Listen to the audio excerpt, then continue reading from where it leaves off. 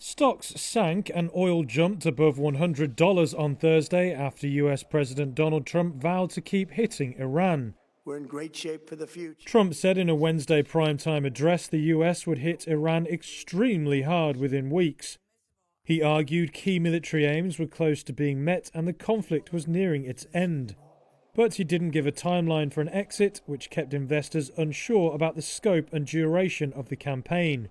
Oil prices climbed more than 7% on Thursday, with Brent crude near $108 per barrel by early morning in Europe.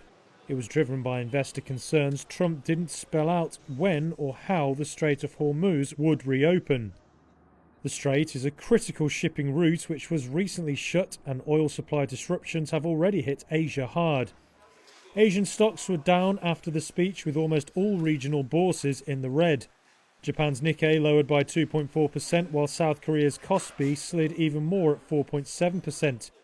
Europe also opened with a fall of more than 1%, and US stock futures slid by a similar amount.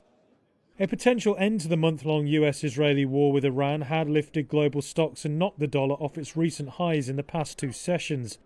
That after a brutal March where soaring oil prices hurt risk assets. But investors were back to selling almost everything except the US dollar after Trump's Wednesday speech. The risk-off mood looks set to grow ahead of the long weekend, with many global markets shut on Friday. Investors are likely to cut exposure quickly.